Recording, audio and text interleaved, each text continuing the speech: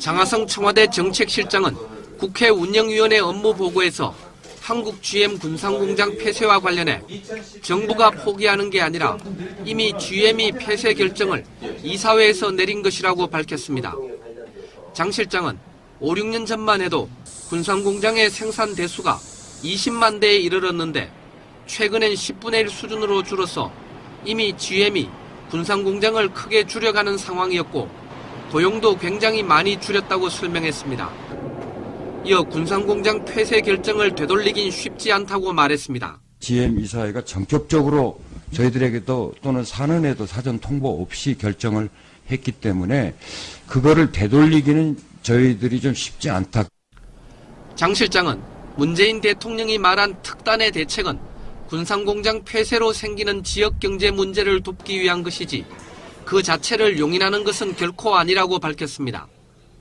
장하성 실장은 앞으로 군산 이외에 부평, 창원 등 남원 공장도 함께 봐야 한다면서 한국의 임금이 상대적으로 해외 생산국보다 높기는 하지만 실제 GM의 디트로이트 공장보다는 한국 공장이 생산성이 높다고 설명했습니다.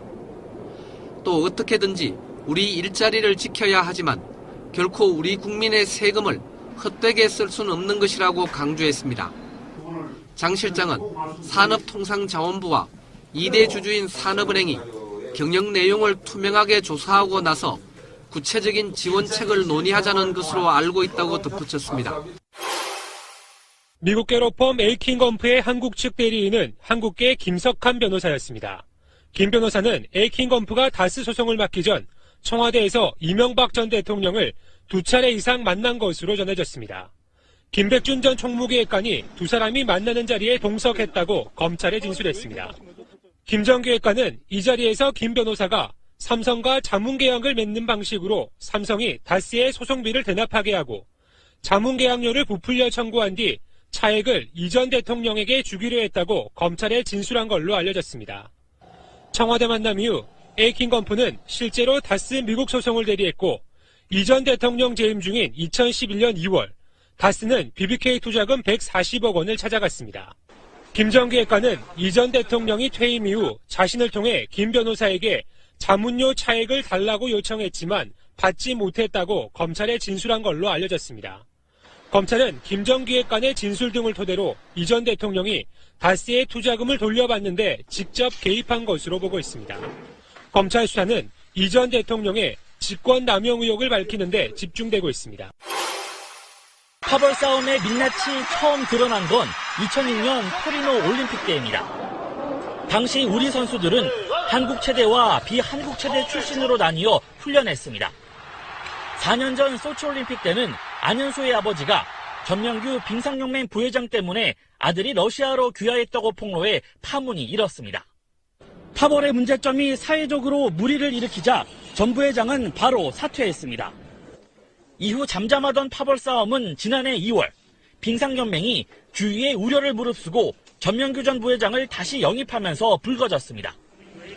금메달 제조기로 불린 한국 빙상계의 대부이자 한국 체대 교수인 전명규 부회장을 지지하는 쪽과 반대하는 측의 반목이 시작된 겁니다. 체대 비한 체대라고 하는데 그거는 이제 지났고 시대가. 그러니까 정교수 쪽, 정교수가 아닌 쪽 이런 식으로 그게 더 심하죠. 한 사람의 권력을 다 잡고 있으니까. 파벌 다툼의 피해는 고스란히 선수들이 떠안았고 결국 이번 사태까지 이어졌습니다. 누구는 나가서 따로 맞춤 훈련을 하고 누구는 그냥 여기 태릉 안에서 시키는 대로 하면서 월드컵 끝난 이후에 3명이서 팀출 연습해본 적도 없고요. 올림픽 때마다 뿌리 깊은 내분과 파벌 문제는 지적됐지만 금메달만 따면 언제 그랬냐는 듯 잊혔습니다. 획기적인 대책이 없는 한 제2의 노선형은 계속 나올 수밖에 없습니다. 내일부터 모바일을 통해서 본인의 은행, 보험, 대출 등 금융 계좌를 한 번에 조회할 수가 있습니다. 금융감독원은 그동안 PC로만 지원하던 내 계좌 한 번의 서비스를 전용 어플리케이션으로도 휴대전화에서 이용이 가능하고 또 우체국 계좌도 조회할 수 있다고 밝혔습니다. 지난해 12월 21일부터 지난달 말까지 4계좌 한눈에 서비스로 상호 금융회사의 미사용 계좌 21만 7천 개가 해지되면서 잔액 1,038억 원이 예금주에게 돌아갔습니다. 금감원은 오는 8월에는 저축은행과 증권회사 또 휴면 계좌 등 서비스 조회 대상을 전 금융권으로 확대할 계획입니다. 자, 이제 밤이당 이야기를 좀 할게요. 그 정식 명칭 된 거예요, 밤이당? 네, 바나나 미숫가루. 아. 어떻게 할 거야, 이거를? 뭐라고 부를 거야? 미래당으로 부르면 불법이야. 그렇구나. 바른당으로 부르면 합당 안 한 거고. 뭘로 불러야 돼? 어렵다. 이씨, 왜 그래? 지금 밤이당이라고 하는 약칭을 신고하지 않았기 때문에 공식 명칭은 아닌데 우리는 밤이당을 바른미래당이라고 계속 불러줄 만한 자신이 없습니다. 뭐 한 5개월 있으면 또 바뀔 것 같으니까 네. 바른미래라는 거는 아예 그냥 지워버리는 게 나을 것 같아요. 그 바른미래당이 또 다른 미래당이 되는 거예요? 담이당. 그런데 최근에 가장 큰 논란은 두 가지라고 봅니다. 박지원 의원이 폭로한 안철수가 남경필을 만나서 우리의 주적은 문모 민주당이다 이렇게 이야기했다는. 문무일이었겠죠. 문성근 아니고? 네, 뭐 문희상 의원이나 뭐 많잖아요. 그런 이야기의 논란 속에 안철수는 절대 그런 적 없다. 남경필도 그런 적 없다고 하고 저쪽에서는 증인이 있어. 뭐 이렇게 이야기하는 뭐 이런 논란이 하나 있고요.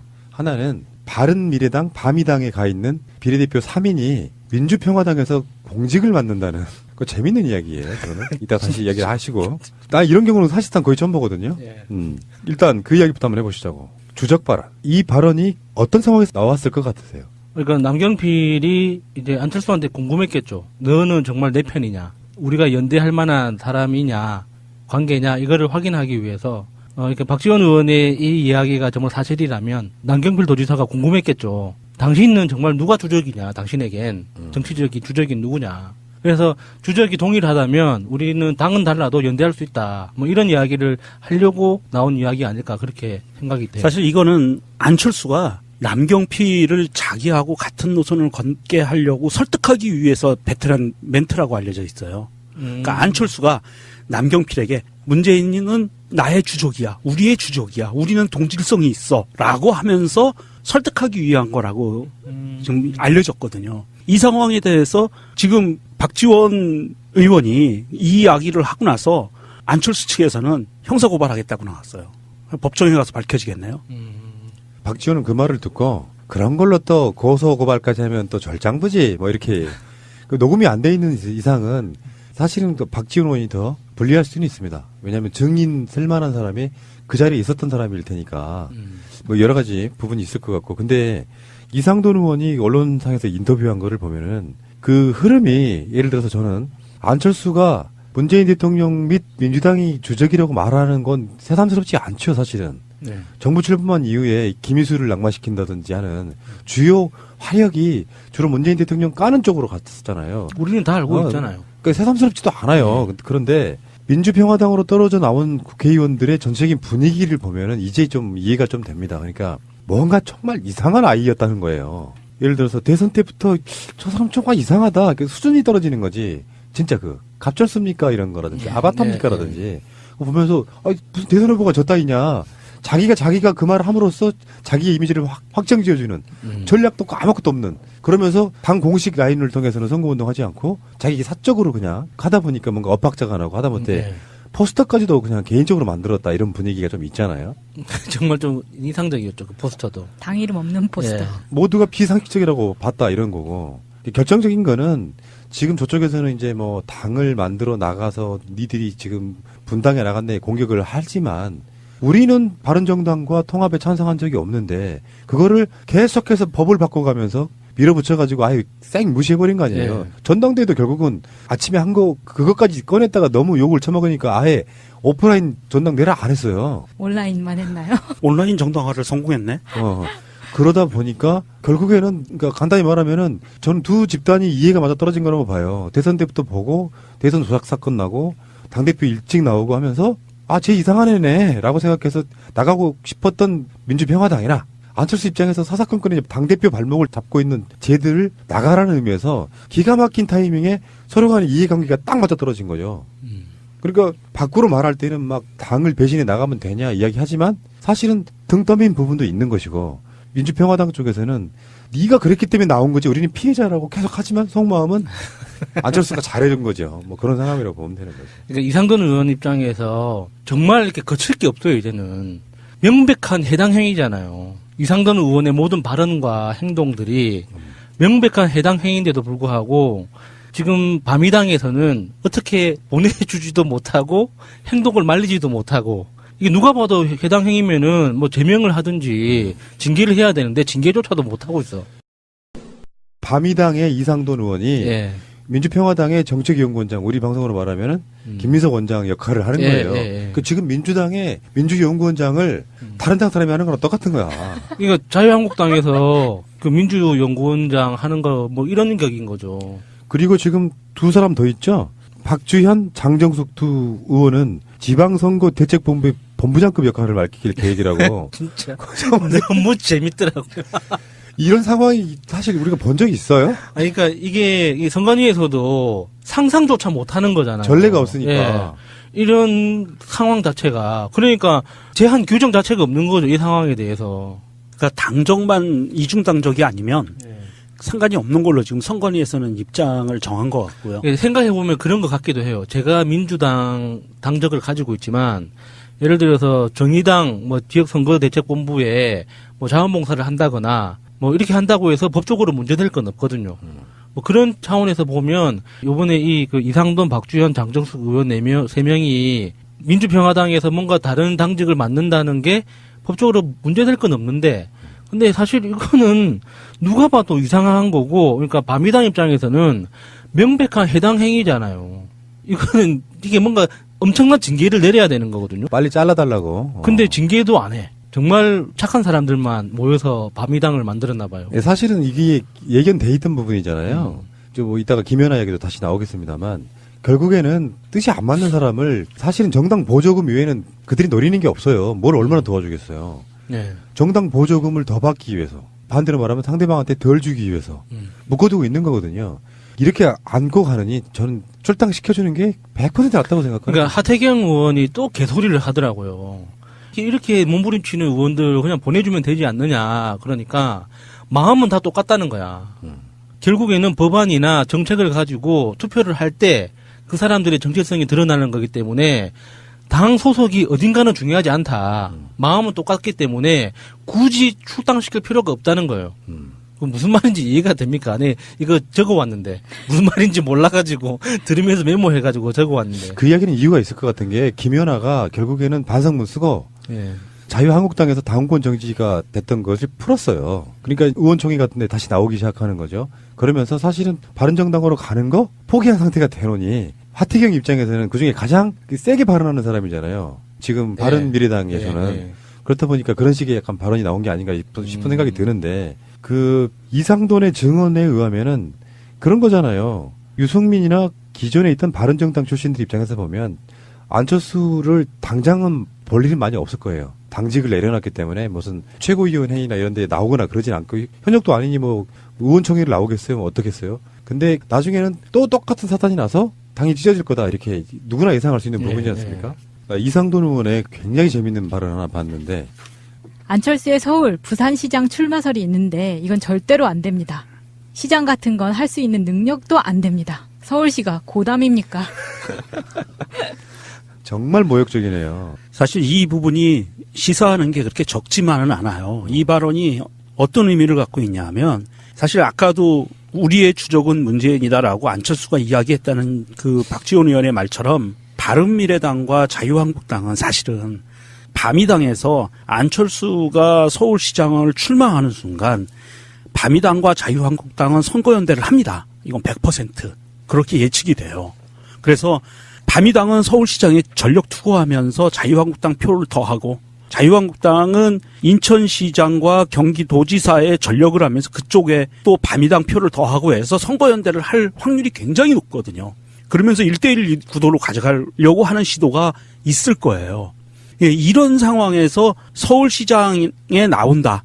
안철수가 또는 부산시장에 나온다라고 하는 거는 굉장히 끔찍한 상황이 만들어지는 거예요. 대한민국 정치판이 완전히 1대1 구도가 문제가 아니고 이거는 민주당과 정의당 이런 그 민평당 이쪽하고 자유한국당이라는 큰 거대 악하고 완전히 다시 원상복구가 돼버리는 거예요. 정치판이. 정당판이. 뭐 그럴 수도 있는데 이 안철수가 한 명인 상태에서 1대1 구도로 붙는다면 사실 민주진영에서 누가 나와도 이길 것 같은데요? 이 선거를 이기고 지구의 문제가 아니고 이것은 선거연대를 한다는 것은 바로 합당으로 이어질 확률이 높고요. 우리가 기존에 생각해왔던 것보다 훨씬 더 빠른 시기에 양당 구조로 고착화될 확률도 굉장히 높다는 거예요. 네, 그렇게 해서 이제 안철수가 만들어 놓은 다당제를 자기 손으로 다시 이제 양당제로 정리해내는 것도 안철수의 임무죠. 그렇게 하는 것도 괜찮다고 봐요. 그러니까 그 밑그림은 그릴 수가 있죠. 예. 누구나 다 지금 예상을 하고 팟캐스트나 이런 방송들에서 보수 수구 쪽 후보의 단일화에 대한 그게 분명히 있을 것이다라고 이야기하죠. 당연히. 오히려 그런 것들이 단일화를 방해하는 요소로서 단일화가 안 나타나는 경우가 많아요. 왜 그러냐면 지금 당장 바미당의 김동철 원내대표만 해도 자유한국당이랑 연대 죽어도 안 해 이렇게 이야기를 하죠. 예, 예. 근데 정치인들이 그런 말은 절대 믿을 건 못 되지 사실은. 상황이 변하면 언제든지 바뀌니까. 예를 들어서 그 상황이 바뀌려고 하면 이렇게 돼야 돼요. 문재인 대통령이 그 5, 6월 달 즈음에 너무 정치를 못하는 거야. 범국민적인 지탄을 받는 상황이 되는 거야. 그러면 명분을 만들어요. 친북 좌파 정권의 어떤 승리를 막기 위해서라고 만들 수 있단 말이에요. 근데 그럴 만한 가능성은 사실 없잖아.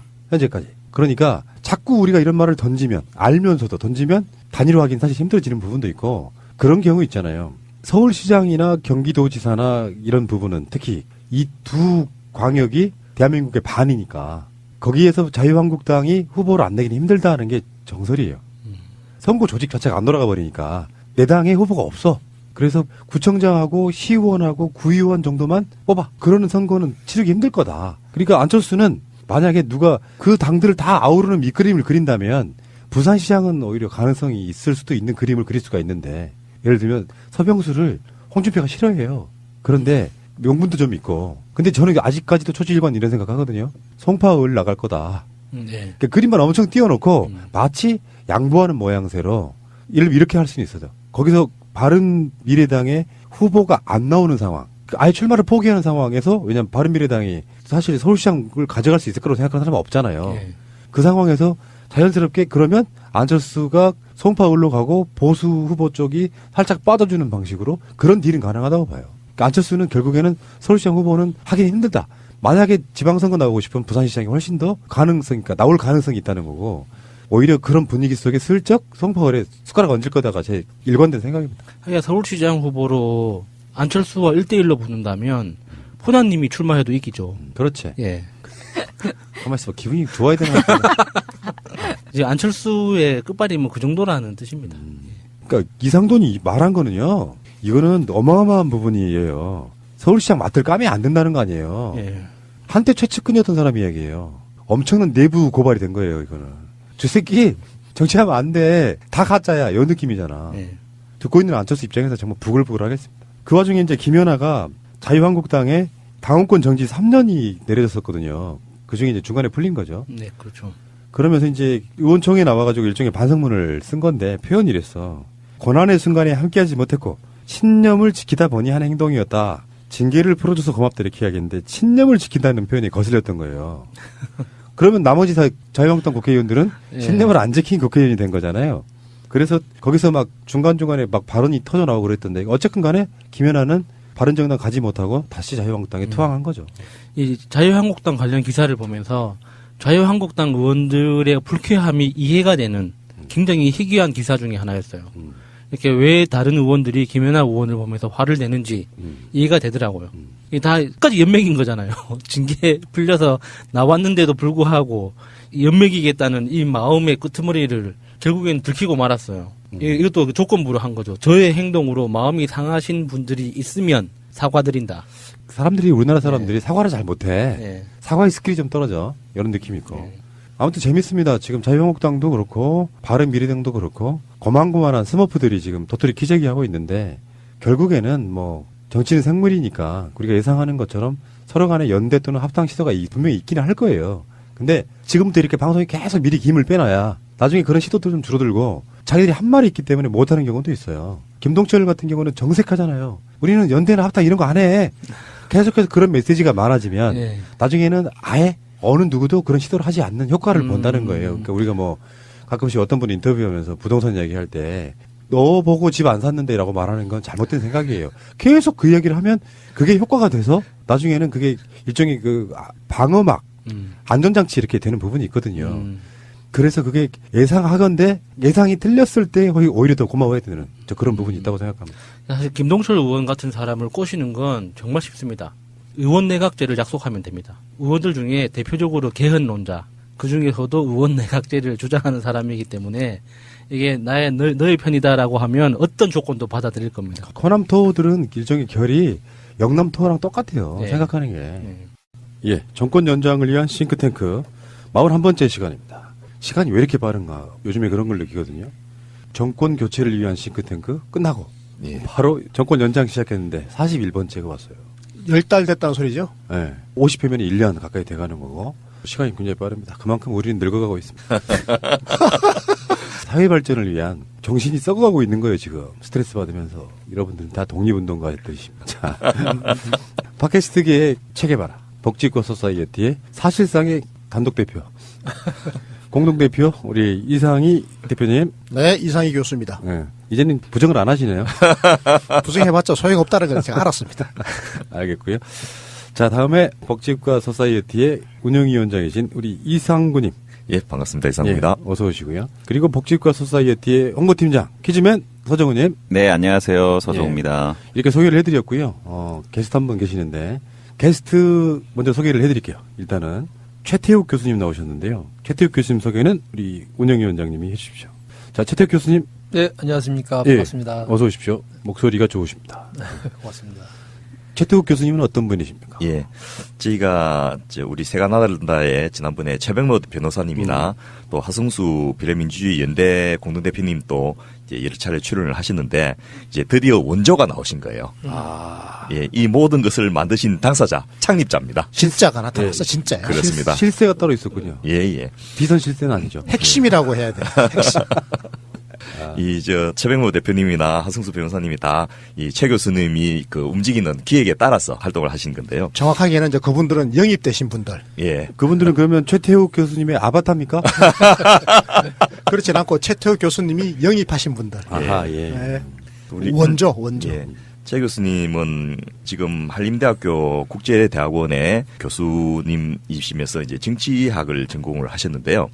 비례대표제 포럼의 창립자로서 한국의 정치 구조를 구조적으로 바꾸기 위한 그런 것을 학자로서 뿐만 아니고 운동가로서 계속해 오고 계시고요. 또 직접 정치 정당을 개혁하기 위해서 새정치민주연합의 혁신위원으로서 참여하셔서 정당 혁신 쪽에도 관여를 하시고요. 또 한국형 합의제 민주주의를 말한다. 또 복지국가 만들기. 자유주의는 진보적일 수 있는가 이런 여러 가지 정치 관련된 책도 쓰시고 또 지금은 한림대 국제대학원 대학교에서 이 정치경영대학원이라는 것을 만들고 또 연구소도 운영하고 계신데 여기서 이제 현실 정치에서 직접 뛰고 계신 분들을 체계적으로 길러내는 이런 후배 양성 사업도 꾸준히 하고 계신 그런 분입니다. 굉장히 중요한 분을 모셨군요. 교육자이자 혁신가이고 대한민국 정치를 근본적으로 바꾸겠다라고 하는 큰 포부를 가지신 분이죠. 캐릭터가 겹치는데요. 체계바라?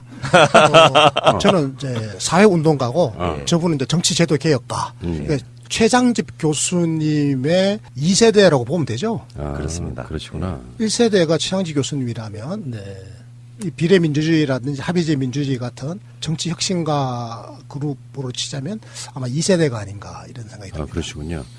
자, 퀴즈부터 보고 갈게요.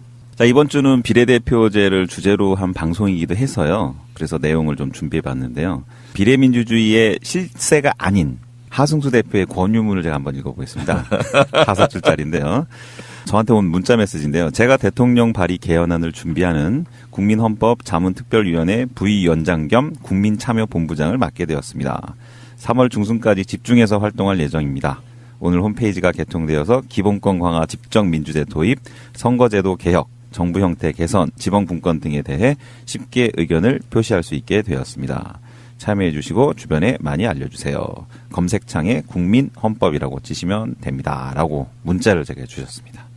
자, 이번 주 저희 이 칼럼은 90회는 명절 증후군 지나가긴 했지만 91회는 가족 정책의 패러다임이 바뀐다. 팟빵에서 이상희로 검색하셔서 다운로드와 댓글 부탁드리겠습니다. 지난주 문제, 다음 설명하는 내용은 무엇일까요? 국민소득 중 가계가 임의로 처분이 가능한 소득을 말합니다.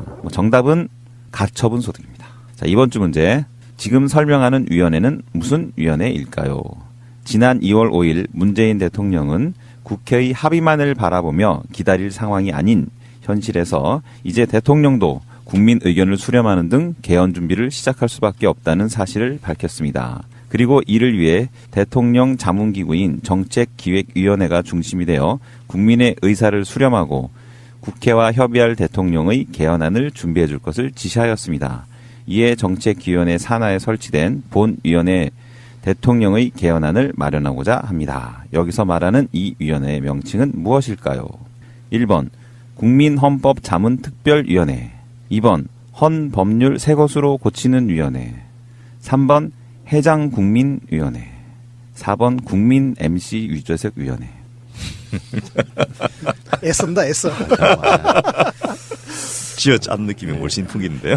왜 웃으세요, 근데? 저분은 주로 답이 1번이세요.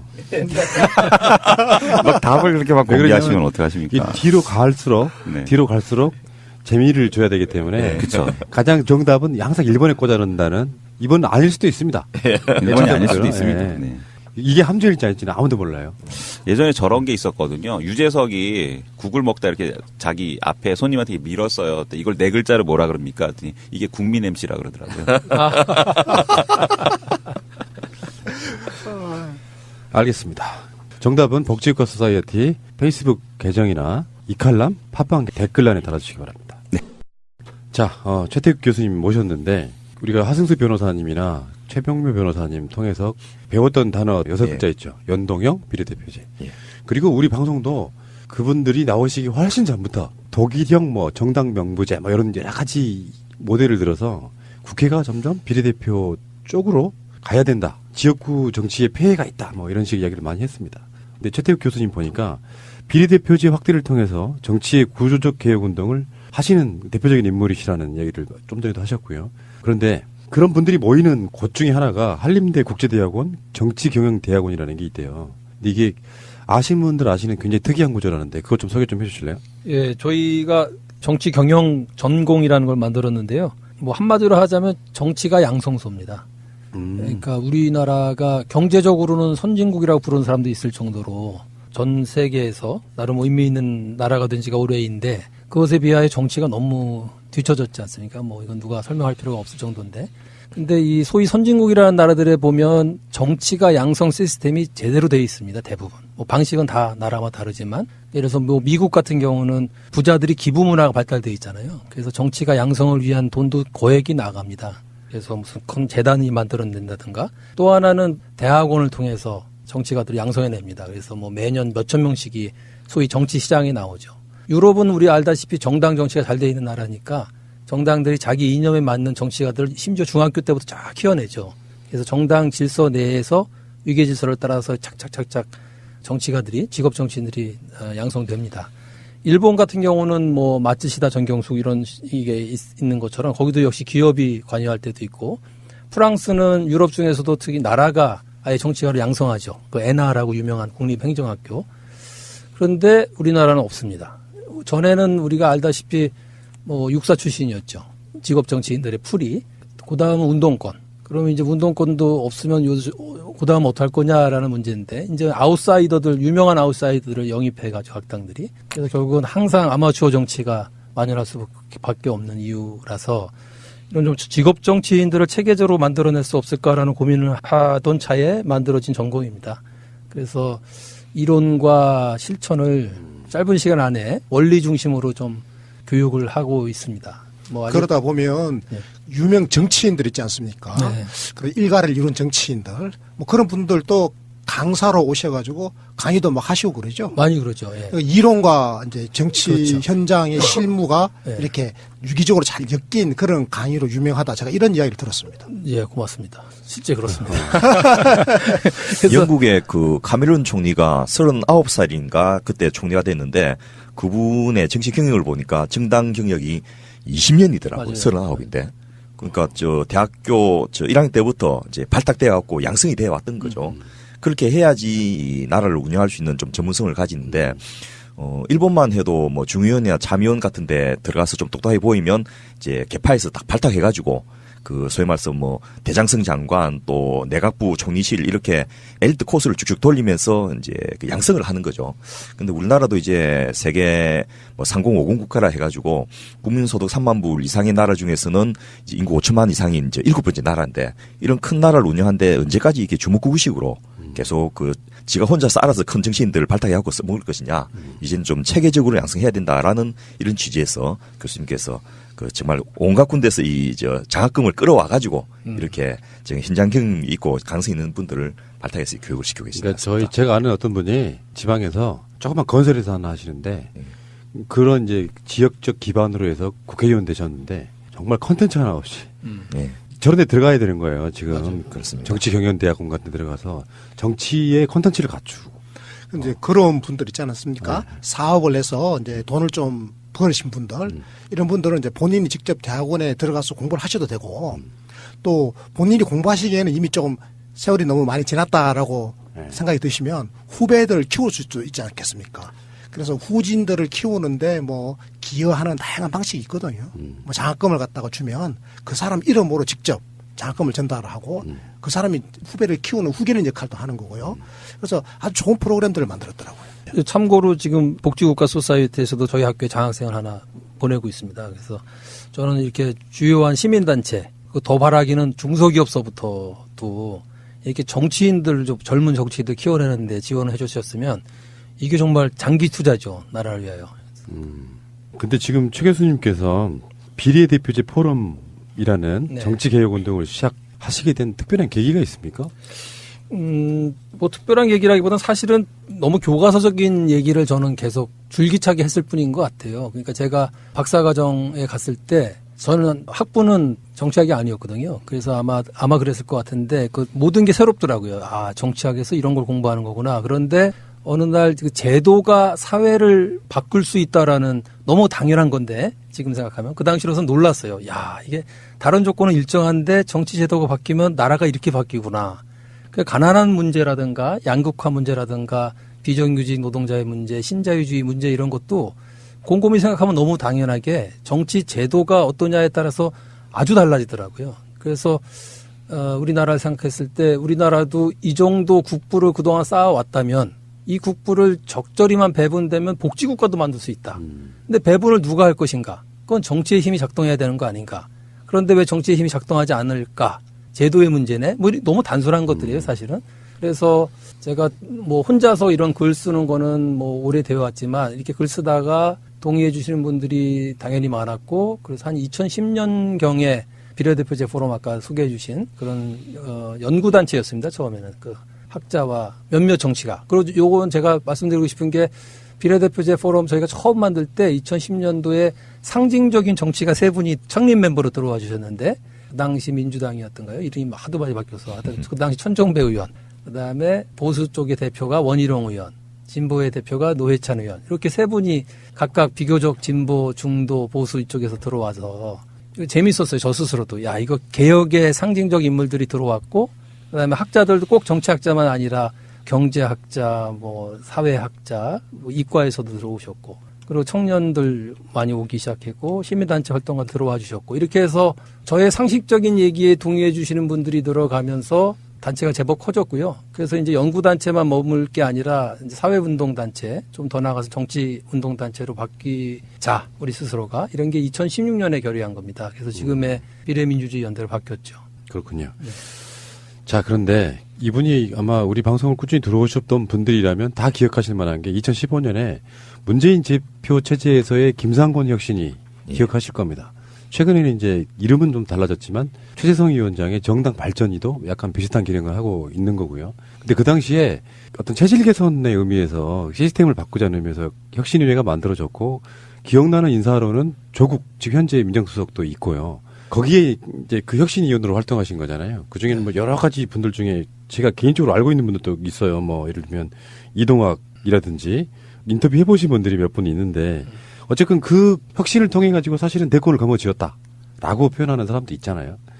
자, 그때 성과가 실제로 지금 현재 더불어민주당의 기반이라고 저는 보거든요. 어떻게 생각하십니까? 굉장히 좋은 평가를 내리신 거라고 보는데요. 그때 아마 기억하신 분들이 계실지 모르겠는데 2015년 2월에 이제 문재인 대통령이 당시 당대표 선출됐죠. 그게 새정치민주연합이었잖아요. 네. 그 안철수 세력과 말하자면 구민주당이 합친 세력이었는데 그리고서 뭐 4.29 재보궐선거 때 참패하고 그다음에 이 당내에서 말하자면 당대표 흔들기가 굉장히 심했죠. 그래서 문재인 대표가 굉장히 고생했습니다. 뭐 주류 비주류 나뉘어갖고 뭐 서로 그냥 치고받고 정신이 없어서 당연히 국민들로부터 좀 비난 많이 받았죠. 그래서 이 문제 해결하기 위한 방안 중에 하나로 혁신위를 구성을 했죠. 그리고서는 좀 그때 문재인 당시 대표가 굉장히 과감하고 진솔하게 저희를 대했습니다. 그야말로 다 맡길 테니까 당을 완전히 뜯어고쳐 달라. 그래서 좀 일할 맛이 났죠, 말하자면. 신나게 할 수 있었고, 뭐 마른 개혁위원회, 뭐 여러 가지 위원회가 사실 모든 당들이 했지 않습니까? 위기에 직면할 때마다. 근데 그때 보면은 이미 방향은 정해졌고, 받을 게 뭔지 안 받을 게 뭔지 거의 보면 아는 그런 구조였는데, 혁신이 이때 2015년 때는 정말 맡겨진 것 같아요. 모든 걸 다 뜯어 고쳐줬습니다. 그래서 김상곤 위원장이 그 문재인 대표와의 그런 약속을 우리한테 그대로 정했고, 그래서 우리 위원들도 신나게 일했는데, 그때 목표가 당 정체성 확립하자. 몇 가지 있었어요, 중요한 게. 이게 뭐, 양대 정당 중에 하나라는 거는 알지만, 누구를 위한 당인지, 뭘 지향하는 당인지가 불분명하다라는 비난이 많아서, 당 정체성 확립. 그다음에 호남 대표 정당이라는 거에서 좀 벗어나자. 정책과 이념 중심 정당으로 가자. 그러기 위해서 필요한 게 개파 청산하고, 공천 시스템 바꾸고, 그 다음에 더 중요한 게, 새정치민주연합만 개혁이 된다고 해서 한국 정치가 나아지는 건 아니다. 한국 정치제도도 고치자. 그래서 그러니까 한 당의 혁신위원회였지만 한국 정치개혁안도 냈습니다. 그래서 굉장히 의미가 있었다고 보고 그때 당론으로 정한 게 권역별 연동제 아까 여러분들 말씀하신 독일식 권역별 연동제를 당론으로 채택을 했죠. 그때 네. 그 교수님께서 왜 선거제도를 개혁해야 된다라는 주장을 굉장히 많이 하셨잖아요. 네, 네. 비례성 강한 선거제도 그렇죠. 그런 표현도 쓰셨고 네. 그래서 궁극적으로는 합의제 민주주의, 다당제의 합의제 민주주의가 가능한 그런 정치 질서를 만들어야 된다고 말씀하셨고요. 네. 그래서 거대한 정치 질서의 재편이었잖아요. 그렇죠. 그 맞습니다. 정당 정치를 확립하겠다는 그렇죠. 거였고 네. 그랬을 때 도대체 정당 정치 확립해서 뭘 하려고 그때 왜 이제 복지국가와 정치개혁이라고 하는 슬로건이 나왔지 않습니까? 네. 그 복지국가의 어떤 연관성을 우리 교수님이 그때 어떻게 생각하고 계셨는지 그 예. 포인트를 좀 예. 설명해 주시면 좋겠습니다. 제가 혁신위원회 뭐 9분인가 있었죠. 그래서 각자 나름대로 조금 맡은 바가 있었는데 제가 이상희 교수님 지금 말씀해 주신 그거를 아마 좀 맡았던 것 같아요. 근데 그때 저희가 낸 안이었고 그다음에 문재인 대표가 아주 좋아했던 새정치민주연합의 정체성이랄까 이게 뭐였냐면 공정사회를 지향하는 민생복지정당으로 간다. 사회적 약자를 위한 민생복지정당으로 간다. 이런 얘기였어요. 그러니까 복지정당, 민생을 챙기는 복지국가를 지향하는 정당으로 간다고 요약됐죠. 그런데 그것을 위해서 그렇다면 왜 당의 개혁만은이 아니라 한국 정치 개혁안까지 냈어야 하냐면 암만 새정치민주연합이 열심히 한다고 해서 민생복지국가가 되는 건 아니다. 그것은 정치권 전체가 그 방향을 위해서 가야 한다. 그런데 뭐 이것도 사실 교과서적인 얘기지만 복지국가가 되는 것은 시장에서 저절로 되는 게 아니다. 국부가 쌓인다고 저절로 되는 게 아니다. 아까 우리가 잠깐 얘기했듯이 결국 정치가 분배, 재분배를 적절히 적시에 제대로 잘 해야 된다. 그러면 누가 그 정치를 할 것인가? 정당이 해야 된다. 어떤 정당인가? 복지국가의 발전을 염원하는 사회경제적 약자랄까? 뭐 중상층까지 포함해서 이분들의 선호를 제대로 대변할 수 있는 유력한 정당들이 입법부와 행정부에 포진해 있어야 된다라는 얘기죠. 그런데 지금의 정당체계, 한국의 소선거 1위 대표제와 지역주의가 결합된 이 정당체계에선 도대체 그런 정당이 나올 수가 없다는 겁니다. 누가 노동자를 위한 정당을 하려고 하겠으며 누가 소상공인을 위한 정당을 하겠느냐. 결국은 사회경제 기반이 노동자인 정당, 사회경제 기반이 소상공인 정당, 사회경제 기반이 청년인 정당이 나와야 되는데 그걸 위해서 뭘 해야 될 것인가? 선거제도다라는 것을 우리가 동의한 거였죠. 지금의 선거제도는 지역주의와 결합돼서 1등 뽑기 게임이니까 인기 좋으면 지역에서 그러면 영남표를 자극하든 호남표를 자극하든 1등만 되면 많은 국회의원을 확보할 수 있으니까 그렇게 누군가 약자 복지국가를 염원하는 사람들의 그 선호를 강력하게 대변할 수 있는 유력한 대리인으로서의 정당이 나올 가능성이 거의 없다. 그 선거제도 개혁이다. 그것은 전국에서 득표 받은 만큼 각 정당에게 표를 나눠줘라. 그럼 당연히 10%만 모아도 30석짜리 정당이 나오는 거 아닙니까? 300석이니까. 그렇죠. 네. 그러니까 예를 들면 노동자가 호남표와 영남표에 밀려서 노동표가 안 나오지만 전국에서 10%만 우리가 모으면 30석짜리 유력 정당이 될 수 있습니다라는 게 확신이 드는 순간 노동표가 산다라는 거죠. 소상공인표도 살 것이고. 그래서 이렇게 복지국가를 염원하는 주요 사회경제 집단들이 각각의 유력 정당을 가지게 될 것이 자명하므로 유럽의 복지국가들이 이미 보여줬듯이 선거제도 개혁의 핵심이다라고 본 거고요. 그래서 우리가 독일식 연동형 비례대표제 도입하자라고 당론으로 받을 것을 제안했고 흔쾌히 받았죠. 그래서 김상곤 혁신위원회가 그걸 공식적으로 채택한 겁니다, 그죠? 그렇죠. 그러니까 지금 문재인 대통령께서도 그래서 대선 공약으로 그걸 가져가실 수가 있던 거고, 그렇죠. 그런데 지금은 이제 실천할 지금 과제로 남아 있는 거죠. 남아 있는 거죠. 그죠? 이건 실천하느냐 못하느냐 하는 것은 우리 국민의 지금 염원이 실행되느냐 못 되느냐. 안 되느냐. 결과적으로 정당이 정체성이 불분명한 지역주의 정당 이런 게 아니라 자기의 정체성이 뚜렷한 자기의 지지 기반과 자기의 철학을 갖는 그래서 정당이 자기의 색깔과 노선과 정책을 가지고 서로 막 경쟁하면서 자기 지지 기반을 구축해 나가는 이 속에서 다당제가 구성되고 정당들이 서로 합의하는 이런 합의제 민주주의 구조가 갖춰질 때 복지국가로 갈 수 있다. 이제 그렇게 말씀하시는 그런 거죠. 거죠. 근데 지금 이기 혁신이라고 할 수 있는 정당발전위원회 여기서 지금 약간 논란이 있기는 해요. 뭐 누더기 뭐 이런 식으로 어떻게 보십니까? 최근에 그것도 아마 계속 지켜보셨을 것 같은데. 이 정당발전위원회가 사실 저같이 직업이 정치학을 공부하는 사람이 봐도 잘 모르겠어요. 무슨 내용을 했는지. 그러니까 내용을 모르겠다는 게 아니라 잘 안 알려진 것 같아요. 우리 학계에서도 이 얘기하는 사람 별로 없거든요. 아마 시민들은 더더군다나 없을 것 같아요. 그러니까 그 말은 뭐랄까 이 관심 끌기에는 일단 그러니까 내용은 떠나서 우리 방송으로 2번이나 인터뷰하셨는데 정발위원장이 그러셨구나. 근데 그래서 저도 이게 왜 굉장히 좋은 얘기 많거든요. 뭐 여기 나오셨다니까 얘기 다 하셨겠지만 근데 좋은 얘기가 너무 많은 게 문제가 아닌가라는 생각이 좀 그러니까 정당 발전이잖아요. 그러니까 지금 더불어민주당을 어떻게 멋있게 만들 것인가를 얘기했는데 그 정당 내부에 너무 범위가 넓었던 것 같아요. 그냥 제가 슬쩍 보기에는. 그리고 이미 많이 나왔던 얘기가 좀 반복되는 얘기가 있었고 그러다 보니까 아마 저 얘기 또 나왔구나. 다 좋은 거로 만들겠다는 거구나. 이래서 아마 관심이 좀 떨어지지 않았나 그런 아쉬움이 있고요. 하나는 아마 그 김상곤 혁신위원회는 관심을 끌었던 이유가 몇 가지 있지만 그중에 하나가 굉장히 위기 상황에서 나왔던 거고 그다음에 그 당시 문재인 당대표가 다 걸겠다 여기다가 이거 재신임 여부와 막 연관돼서 갔어서 흥미진진한 면이 있었는데 여기는 정권 잡고 나서 이 평화 시기에 좋은 얘기 다 리스트업 하니까 별로 뭐랄까 짜릿하지 않았던 것 같긴 해요. 근데 그거보다 더 큰 문제는 제가 보기에 당원들도 관심이 없어요. 이거는 꼭 지금 이 정발이 문제가 아니라 어느 당도 그래요. 제가 보기에는. 그러니까 당헌, 당규, 정강정책 아주 쉽게 고칠 수 있어요.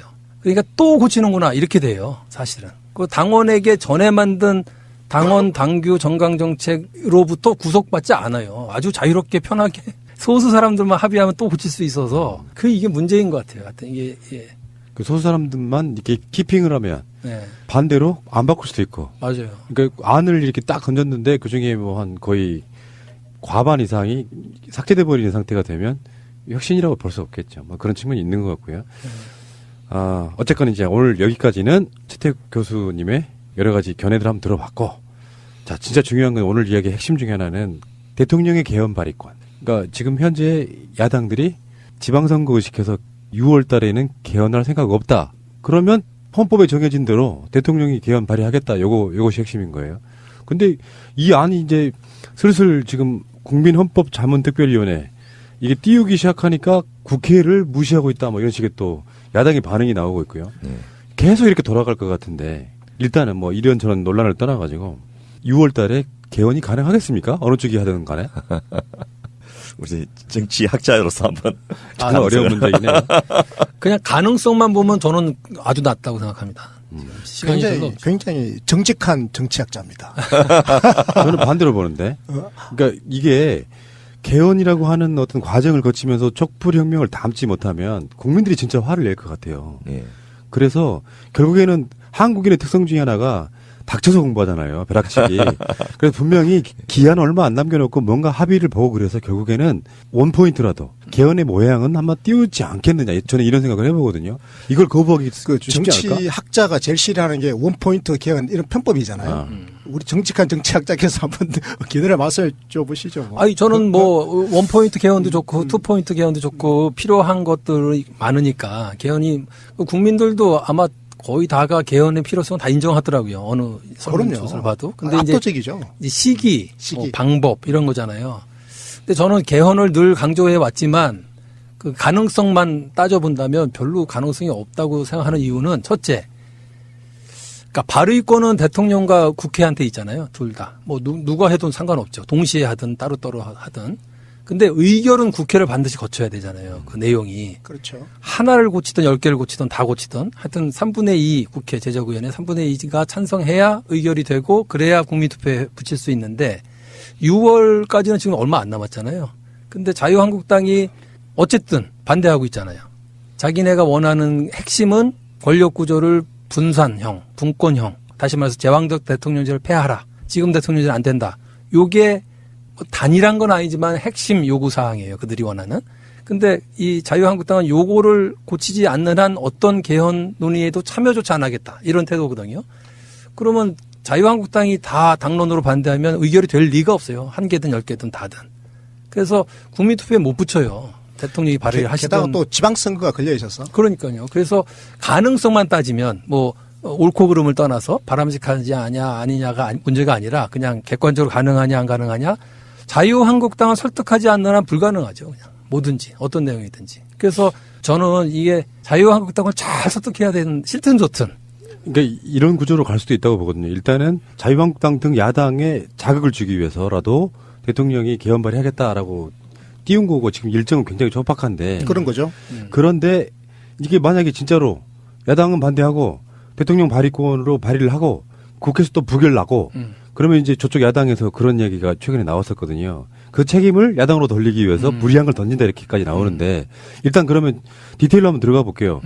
지금 현재 아까 퀴즈에도 나왔습니다만 국민헌법자문특별위원회 그 만들어진 과정이라든지 직권적인 상황 좀 설명해 주십시오. 예, 일단 지난 대선에서 각 후보들의 공통 공약이었죠. 그래서 6월 지방선거 때 개헌을 한다 이렇게 해서 다 약속했는데 일단 아무도 안 지키고 국회가 1년 동안 개헌 특위를 운영했지만은 결국 합의는 고사하고 각 정당별로 단일 개헌안도 만들어내지 못한 이런 상황이었던 거죠. 그래서 현 상태에서는 공약이 무산될 우려가 있으니까 대통령께서 첫째는 이제 공약 이행이라는 차원에서 그러면 헌법에 부여된 대통령의 개헌 발의권을 행사하겠다라고 선언을 했고요. 그에 따라서 대통령직 속 정치기획위원회 정혜구 선생님이 이제 위원장을 계신데 여기에서 그 개헌안을 준비하라 이렇게 지시를 했고 그에 따라서 국민헌법자문특별위원회가 만들어졌습니다. 그래서 여기에는 이제 4개의 조직이 있는데요. 20명의 위원들이 3개의 분과와 1개의 본부 이렇게 해서 총각 및 기본권을 담당하는 분과 여기는 이제 곽경진 경상법대 교수님이 담당하시고 또 정부 형태분과 여기는 정태호 경희대 법전원 교수님 담당하시고 지방분과 국민주권분과 요거는 이제 이구군 한동대 교수님이 담당하시고 그다음에 국민참여본부 이게 이제 국민 의견 수렴하는 곳인데요. 여기에 이제 우리 새날에 여러 차례 출연하신 바 있는 하승수 비례대표인데 그 공동대표님께서 이제 본부장을 맡아서 전체적으로 부위원장 겸 국민참여본부 본부장으로 국민 의견 수렴하는 이런 역할을 맡아서 하기로 돼 있고요. 뭐 실질적으로 연대 법전원의 김정철 교수님과 하승수 대표님이 이제 공동 부위원장이긴 하지만은 김종철 교수님은 이제 법학적인 이런 측면에서 역할을 하신다면 실제로 국민들 의견 수렴하고 내용을 정무적으로 매니지하는 것은 아마 하승수 공동대표님께서 맡아 하실 것 같은데요. 여기에서 이제 하는 것이 기존에 사실은 이제 국회에서 상당히 논의됐기 때문에 뭐 따로 이걸 연구해서 만들기보다는 기존에 국민들 또 여러 단체들이 시민사회 단체도 있고 운동 모임도 있고 이렇게 해서 각계에서 개헌에 대한 의견들을 이미 다 제출을 해놓고 있는 상태입니다. 그런 것을 수렴해가지고 이제 안을 조율하는 그런 역할을 할 거에 될 것 같고요.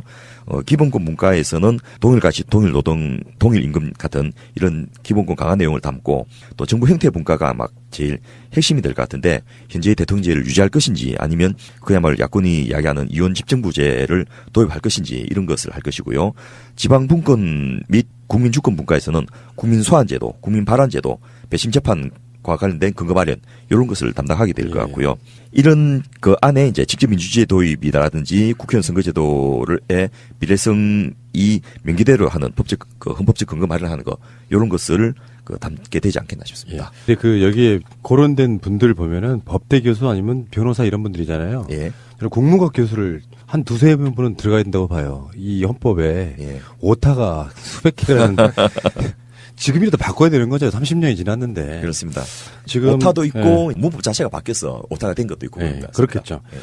어쨌건 지금 개헌안을 3월 중순까지 보고하고 그러려면 3월 초순에는 이제 전체적인 의견 수렴이 완료돼야 된다 그러는데 이게 이제 시간이 촉박하다 해서 이제 불가론하시는 분도 있긴 한데 사실은 이런 논의들이랄까 어떤 그 담론들은 굉장히 오랜 시간 동안 만들어진 거 아니에요? 그거 콘텐츠 담아갖고 하는 건 하룻밤에도 가능한 거 아닙니까? 예, 그래서 제가 이제 하승수 부위원장하고 직접 통화를 해봤어요.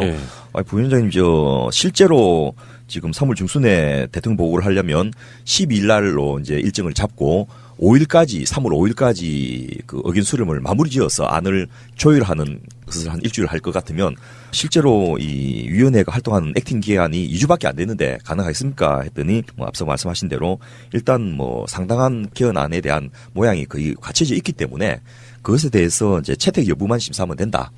근데 또 하나 더 중요한 것은 국민참여본부가 이 핵심적인 역할을 하는데 뭐냐면 22개 핵심 의제에 대해서 온라인상에서 국민 의견을 적극적으로 수렴을 하겠다 이런 이야기를 하시면서 이 국민헌법자문특별위원회 홈페이지가 이제 그냥 국민헌법 이렇게 치면 들어갈 수 있다고 말씀드렸는데 constitution.go.kr 여기 들어가면 객관식으로 국민들이 찍을 수 있게 돼 있습니다.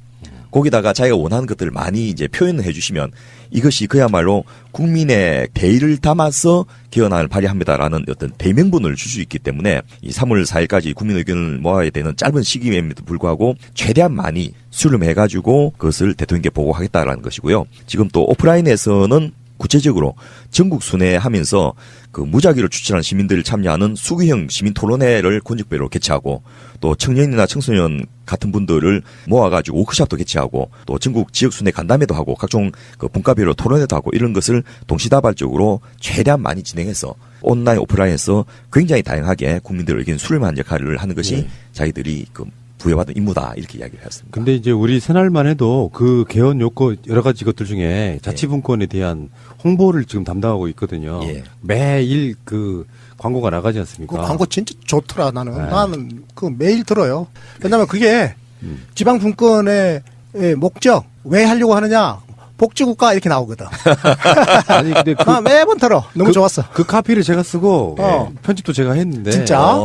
그 깔린 그 음악이요 이순신 드라마의 주제 BGM이에요. 맞습니다. 그러니까 일종의 그 공궁 울리면서 나라를 혁파하는 가슴이 뛰더만요. 이게 나라다. 제조 산하. 그러니까 지금 넣어야 될 것도 많고 뭐 내용들이 엄청나게 들어가야 되는데. 이게 못한다라는 생각으로 하면 사실 수박 거달게밖에 안 되거든요. 아니 한다니까. 하는데 지금 당장 우리 최 교수님 말씀은 6월 지방선거와 함께 개헌안을 통과시키는 거 그거가 현실적으로 어렵다는 이야기지. 그거 자체가. 그러니까요. 현실적으로 저도 똑같은 생각입니다. 하긴 해. 하긴 할 텐데 그런 실드들이 있잖아요. 기한이 촉박하니 못할 거야. 그러면 이쪽에서도 이걸 끝까지 해낸다라고 생각하고 밀어붙이는 거고 어차피 안 될 건데 뭐 수박 그다기로 하지 이렇게 하는 건 안 된다라고 말씀드리고 싶은 맞습니다. 거예요. 우리는 최선을 다해야 됩니다. 말씀 끝까지 들어주시고요. 근데 아까 제가 말씀드렸던 것처럼 대통령이 개헌안 발의하고 국회가 통과가 돼야 되고 실제로 국민투표에 붙여질 건데 문제는 일단은 국회의 통과 부분이잖아요. 일단 계속 극렬한 저항을 하고 있지 않습니까? 지금도 국회를 무시한다는데 그럼 그 국회의원들은 헌법을 무시하는 겁니까? 그러고 1년 동안 기회 줬는데 안 했잖아요. 그럼 그런 말 하면 안 되죠. 합의 부분도 뭔가 정치력을 발휘한다 그러면 할 수 있는 거 아닙니까? 아마 그 실질적으로 국회가 합의한 개헌안 발의는 앞서 말씀하신 대로 3분의 2 소위 말해서 200석 정도가 찬성을 해야 되기 때문에 특정 정당에서 마음먹고 못하겠다고 해버리면 안 되는데요. 뭐 기술적으로는 방법은 많이 있습니다. 예를 들면 합의안을 만들지 않으면 그 A안, B안 두 개를 놓고서 국민투표를 걸 수도 있는 거거든요. 그 선택을 이렇게 하는 그런 방법인데 국민투표 자체는 이제 과반수만 하면 되니까 지금 현재 범여권을 묶어내고 야권에서 일부만 동의해줘도 가능한 거거든요. 이제 결국 이제 그 안에서 그 야권이 이제 동의할 수 있는 내용들을 얼마만큼 담아냈냐가 결국 정치적인 협상의 영역인 것 같고요. 정세균 의장님께서도 뭐 그야말로 자기 국회의장으로서의 직을 걸고 정말 헌신적으로 뛰어다니셨는데 이게 야권들이 도저히 합의가 안 되는 거예요. 그게 뭐 자기들이 원하는 답이 나올 때까지를 압박하는 효과도 있겠지만은 실제로 자기들끼리 또 이합집산을 바빠가지고 그거 논의를 못하는 그런 측면도 있는 것 같은데 이게 외력에 의해 가지고 대통령 개헌안이라는 것이 확 던져지면 어떻게든 논의 안 할 수 없으니까 제가 오프라인에서 들은 이야기로는 오프 더 레코드로 들은 이야기로는 투표 시기도 양보하겠다. 또 상당 부분 대통령 권한 이양도 양보하겠다. 어떻게든 그 안에서 한 60표 정도의 반발표만 만들어내면 개헌 투표도 가능하지 않겠나 이런 식으로 해서 한번 계기를 만들어 보겠다라는 강한 의지는 담겨 있는 것 같습니다. 근데 이런 부분이 있는 것 같아요. 어차피 그 사람들이 노리는 건 전 대선이나 정권이라고 보지는 않거든요. 무슨 말이냐면 자기들의 기득권만 유지해가면 돼. 예. 그러니까 예를 들어서 국회를 모독한다 이런 개념보다는 어떤 면에서 보면 그런 측면이 있는 거죠. 비례대표제가 확대된다든지 그러면 자기들이 밥그릇이 줄어들고 그런 과정에 반대하는 속내가 분명히 있는 거라고 보거든요. 자기들이 정권 잡았을 때는 또 강력한 대통령제를 원할 거 아니에요. 명분은 제왕적 대통령의 권력을 분산시키는 부분 이렇게 이야기하겠지만 결국엔 지역구 의원으로서 벽에 똥칠할 때까지 살아가시는 그런 목표로 지금 정치하고 있는 거 아니에요? 사실은? 그래서 실제로 이제 대통령께서도 사석에서 이런 이야기를 제가 했다고 들었는데요. 옛날에 그 운명이다 이런 책을 내시고 해서 내가 그 아주 가까이 계신 분한테 물어봤어요. 그 도대체 대통령의 꿈이 뭐냐? 이렇게 했더니 뭐 노무현의 못다 이룬 꿈을 완성하는 그런 것을 좀 뛰어넘는다. 그래서 그야말로 자기가 시대의 과제로서 생각하는 것 중에 하나가 정치를 구조적으로 바꾸는 것이고 또 거기다 더해갖고 실제로 이 정치인의 세대 교체도 좀 자기가 이루어내고 싶다. 그래서 궁극적으로 뭐 민주당 내부의 개혁이다 이런 걸 떠나서 아마 그 우리 최 교수님께서 그때 핵심 위원으로 제안해 주셨던 내용 중에도 그런 내용이 반영돼 있어서 아마 교육이 됐던 것 같은데요. 기득권의 세대 교체까지를 가는 그런 역할을 좀 하고 싶다라는 이야기를 하셔서 그런 부분을 좀 담기 위해서 상당하게 많은 양보까지도 하면서 큰 정치를 좀 추진하는 그런 과정 중에 하나가 아닌가 이렇게 생각됩니다. 그러니까 우리는 이제 일반 민초들은 촛불로 정권을 바꾸고 나면 뭐든지 다 될 줄 알았는데 결국엔 적법한 절차를 거쳐서 개혁을 해내고 있음에도 불구하고 뭐 정치 보복 프레임 걸고 그러는데 이 개헌 문제만큼은 이제 우리가 생각하는 것보다 지금 말씀 막 듣다 보니까 어떤 느낌이 들었냐면은 정말 지나가야 될 어떤 과정이 너무나 많구나. 계속 저항을 하니까요. 그 부분. 근데 실제로 권력 구조, 뭐 정부 형태 여러 가지 바꿀 지점이 있지만 그 중에서 최 교수님은 선거법 개정을 통해서 비례대표 사실상 확대 이쪽을 더 중요하게 보시는 거예요? 네. 뭐 아까도 복지국가 얘기하면서 경제민주화나 복지국가가 우리 시대 정신이라고 2010년 이후로는 적어도 그렇게 동의가 됐잖아요, 사회적으로. 그러니까 사실은 정치 개혁은 수단이죠. 그 자체가 목적일 필요가 전혀 없는 거잖아요. 그 정치 개혁을 해서 뭘 할 거야 이거에 대한 답이 있어야죠. 그래서 다 같이 잘 사는 사회, 복지국가 만들자 이렇게 답을 한다면 우리 지난 혁신위 목표도 그거였다고 말씀드렸듯이 그럼 그 수단으로서의 정치 개혁이잖아요. 근데 지금 아까 말씀드린 것처럼 약자를 대표하는 강한 정치적 대리인 정당들이 있어야 된다는 얘기잖아요. 그런데 그게 없는 상태에서 권력 구조만 뭘로 바꾸든 의원 내각제로 바꾸든 분권형 대통령제로 바꾸든 소용이 없다는 얘기죠. 그 액터가 있어야 되잖아요. 행위자, 정당. 뭐 노동자를 대표하는 특히 비정규직 노동자를 대표하는 유력한 정당, 소상공인을 대표하는 유력한 정당, 청년을 대표하는 유력한 정당 이런 정당들이 포진해 있어야 되지 않습니까? 그 다음에 권력구조 문제라서 선거제도 개혁 없이 이런 정당 체계를 만들 수가 없는데 선거제도 개혁 안 하고서 권력구조 개편한다는 얘기는 개악일 수가 있어요 오히려. 그래서 저는 이 개헌 특히 정치 개혁을 의미하는 개헌일 때 민주 헌정체제의 개혁이라고 할 때 핵심은 선거제도죠. 근데 이 점에서 그 민주당의 역할이 저는 있을 거라고 보는데 그러니까 자유한국당이 문제라고 우리가 지금 계속 얘기했지 않습니까? 자유한국당이 권력구조 개편 특히 자기네가 원하는 방식으로 그런 권력구조 개편 없이는 개헌 논의에 참여하지 않겠다 이런 기본 입장인데 저는 그걸 좀 이렇게 논의해줬 뭐 민주당도 그런 역할 해줄 수 있을 것 같은데 4년 중임제라고 얘기했지 대통령 4년 중임제 할 때 그 대통령의 권한이 뭐다라고 못 박지는 않았어요. 그건 잘한 거예요 민주당이. 그러니까 뭐랄까 협상의 여지를 놔둔 거예요. 그러니까 지금 대통령제 그대로인데 임기만 4년 중임제로 간다는 얘기를 한 적은 없어요. 대통령 제2나 대통령 중심제 2나 4년 중임으로 가자라고 하는 거라서 만약에 분권형 대통령제로 바꾸고 4년 중임제라는 의미도 돼요. 4년 중임 분권형 대통령제. 따라서 예를 들면 우리나라에는 대통령 중심제임에도 불구하고 국무총리가 제도가 있잖아요. 그러니까 이게 협상의 여지가 여기 있다고 보는데 대통령은 존치하되 그 국무총리를 헌법에 이미 있는 국무총리를 국회에서 선출케 하면 그리고 그 국회에서 선출된 국무총리에게 일정한 정책 권한을 주면 그게 바로 분권형 대통령제예요. 그래서 논의할 수 있다라는 거죠. 4년 중임제로 간다. 그러나 국무총리의 권한을 어떻게 할지는 논의해보자라고 자유한국당을 오게 하고 그 대신 문재인 대통령의 지론이잖아요. 권역별 연동형 비례대표제. 선거제도 개혁 논의도 니네도 해라. 이게 말하자면 빅딜이죠. 자유한국당은 선거제도 개혁 논의하라. 우리는 분권형 대통령제 아까 얘기했던 그런 의미의 분권형 대통령제 논의하겠다. 자, 그렇게 되면 다당제가 되는 거예요. 다당되죠. 분명히 되는 거고. 그리고 협상도 가능하다고. 그럼 다당제에서 범진보 블록이 한 60, 70% 의석을 점유할 수가 있어요. 확실히 그렇게 되죠. 그렇게 되면 굉장히 강력한 정치 지금 동력을 안정적으로 확보할 수가 있는 거예요. 국정 운영에 있어서. 그렇죠. 이게 박근혜 때 같으면은 시행령을 했을 거예요. 웬만한 거 다 시행령으로 내려버리잖아요. 참네.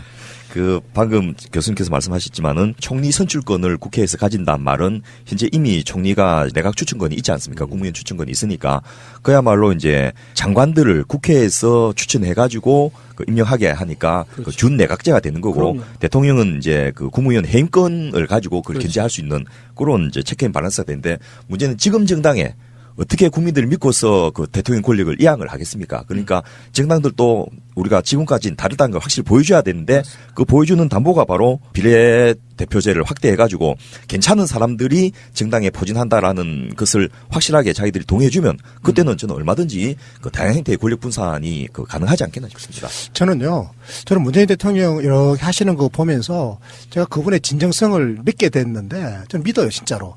근데 사실 뭐 조국 교수님도 제가 믿고 그 대통령님의 그 진정성도 저는 믿는데 그 진정성의 핵심적인 내용이 있지 않습니까? 그걸 아까 우리 최태호 교수님 잘 말씀해 주셨어요. 그러니까 이분들은 대한민국의 정치 질서를 근본적으로 바꿔놓고 싶은 거예요. 그게 당장 집권자인 당신들에게는 손해라고 하더라도 그렇잖아요. 사실 이렇게 하면 당장은 손해가 될 수도 있잖아요. 그럼에도 불구하고 대한민국의 100년 대계를 위해서 복지국가라고 하는 국민 행복나라를 만들기 위해서는 반드시 정치 질서를 고쳐야 되니까 그러니까 이게 눈에 딱 보이는 거예요. 그 진정성이. 그런데 문제는 야당이 지금 발목을 잡잖아요. 그래서 대통령께서 이걸 넘어서기 위해서 지금 국민 전선을 제안하고 있다. 난 이렇게 받아들이더라고. 이번에 이제 개헌 특별위원회 만들어가지고 대통령께서 지금 발의안을 내놓으셨잖아요. 그럼 이게 국민들에게 지금 새로운 나라를 가기 위해서 정치를 근본적으로 바꾸기 위한 개헌을 하자라고 국민 전선 형성을 일단 제안한 거다 이렇게 보여지는 거예요 지금. 이게 제가 이제 팟캐스트를 하다 보면 정치 이슈들을 막 다루면서 어떤 이슈가 사람들로부터 관심이 있냐 없냐를 체감적으로 알고 있잖아요. 그 본능적인 약간 동물적인 거예요. 근데 개헌 이슈는 아직까지 국민들한테 체감이 안 되고 있습니다. 네. 당연히 알아서 하겠지 이런 느낌인데 사실은 그게 문재인 대통령이 내가 발의권 쓸게라고 하는 건 사실은 국민들아 도와줘 이런 거잖아요. 그런 거지. 네. 바로 그거라고 나 근데 그럴 때 이슈가 붐이 일어나서 뭐 개헌하기 위한 일종의 촛불에 한 뭐 몇십만 명, 몇 백만 명 나온다고 하면 또 금방 되는데 또 다시 나오라고 하기가 좀 정치하는 분들 입장에서는 그래서 제가 보니까 사실 정세균 국회의장이 개헌하려고 엄청 노력 많이 하시더만요. 막 그럼요. 방송사들과 연계해가지고 네네. 여론조사도 막 하고 그러니까 최근에 본 뉴스 설 특집으로 본 여론조사 보니까 개헌하라 이게 60%에서 70%가 넘어가는 정도인데 그 동력이 있음에도 불구하고 지금 한 발짝 못 뛰고 있는 거잖아요. 계기가 없어서 그런데 그 계기를 지금 대통령이 주시겠다는 거잖아요. 이번에 대통령께서 직접 이제 개헌안을 일단 만드셔가지고 지금 아마 이제 한 3주 정도 뒤면 대통령이 아마 국회에다 던지실 거라고. 국회에다가 던지고 이게 우리 행정부가 만든 안인데 입법부에서 한번 검토해 주십시오라고 아마 정중하게 국회의장에게 아마 전달하는 형태를 취할 겁니다. 아하. 그렇게 되면 국회에서 이걸 받아가지고 이걸 갖고 일방적으로 상정하는 게 아니라 논의해 주십시오라고 아마 예의를 갖춰서 던질 거거든. 그런데 국회에서 그걸 이제 만약에 거부해? 그럼 국민들이 가만히 있겠어요? 저는 그때가 제2의 촛불이 일어날 수 있는 발화점이다. 그 시점이다. 저는 그렇게 보고 있는 거죠. 광화문이 아니고 이제 여의도에서. 여의도에서 이제 일어나는 거야, 이게. 따뜻하니까 하긴 좀. 그러니까 촛불의 기회가 두 번 있어요. 예를 들어서 이명박이 구속이 안 되는 경우. 예, 맞습니다. 그다음 두 번째가 국회에서 대통령 발의 개헌안을 무시하는 경우. 딱 두 가지 정도는 촛불이 좀 크게 모일 방법이 있다고 생각하는데 그렇다 치더라도 결국은 시스템을 통해 가지고 통과를 시켜야 되는 부분이니까 묘한 일 없습니까? 특히 이제 최태욱 교수님은 가지고 계실 것 같아요. 뭔가 최태욱 교수님 보따리 한번 풀어보세요. 전지전능한 느낌이 좀 있어요. 아니 저는 근데 사실은 좀 국회에서 대통령 발의권을 행사하겠다고 하니까 왜 국회 권한을 가져가느냐 그건 말이 안 되잖아요. 둘 다 있는 거니까 발의권은. 근데 좀 이 발의권 발동을 좀 일찍 했으면 하는 아쉬움이 좀 사실 있어요. 그러니까 공론화위원회 했지 않습니까? 지난번에 굉장히 성공적이었잖아요. 이렇게 중요한 걸 오히려 공론화위원회 방식으로 좀 미리 좀 넘겼으면. 그러니까. 그러면 이게 이 시민이 직접 참여해서 중요한 것들 뽑아내고 합의 이루어내고 이랬을 텐데 이거 좀 빨리 했으면 좋았을 걸 하는 아쉬움이 좀 있습니다. 근데 그때도 공론화위원회에 대한 비판이 좀 있었죠. 그런 것들을 뭐 너무 이렇게 무책임하게 맡긴다 이렇게. 그래서 아마 그걸 이렇게 연속을 뭔가 하기는 좀 힘들지 않았을까. 근데 이거야말로 정말 국민한테 맡겼잖아요. 그렇죠. 이거 정말 우리를 규정하는 틀인데. 그 사실 아일랜드 같은 나라는 1년 동안 이걸 했어요, 사실. 시민의회 방식으로. 그래서 몇 예가 있고 선거제도도 이런 공론화위원회 방식, 시민의회 방식으로 했던 나라들이 꽤 있어요. 그래서 사실 우리도 좀 시간을 좀 가져서 이걸 했으면 정말 국민의 힘으로 개헌 멋있게 해낼 수 있을 텐데 하여튼 지금 아직 끝난 건 아니니까요. 근데 압축적으로 해낼 수도 있거든. 어쨌건. 우리나라 특성이잖아요. 그것도 미리 할 수 없었던 게 있으니 만약에 미리 그걸 했으면 야당이 가만히 있었겠어요. 그래도 압축 성장의 폐해를 지켜보자. 근데 이런 건 있어요. 우리는 이제 계속 9년, 그 전에 훨씬 더 수십 년 동안 당해온 게 권력자들 갑들이 만들어 놓은 프레임에 들어가고 싶지 않지만 이미 가둬놓고 프레임을 걸어버리는 상황이 있잖아요. 지금도 저는 이쪽에 좀 자신감을 갖고 대통령의 발의안을 일단 그 시작으로 해서 국회에서 자유한국당이 전혀 피할 수 없는 만큼의 프레임만 딱 만들어 놓으면 하기 싫어도 개헌 논의를 할 수밖에 없는 상태일 거다라고 보는 거거든요. 그러니까 가능성은 반반인 거지 희박하다 이렇게 느끼지는 않는다는 거예요. 사실 우리가 막 일정표를 이렇게 쫙쫙 보면 너무 촉박한데 싶어도 아까 말씀드린 것처럼 우리가 개헌 연구 안 했습니까 지금까지? 개헌 연구한 그 모든 머리들을 모으면 하룻밤도 가능하다 이렇게 보는 거.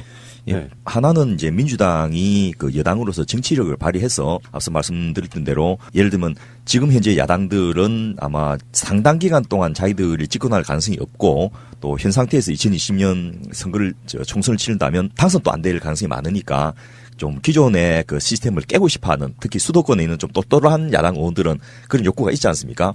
그리고 또 기회가 잘 되면 자기들이 입각도 할 수가 있는 거예요.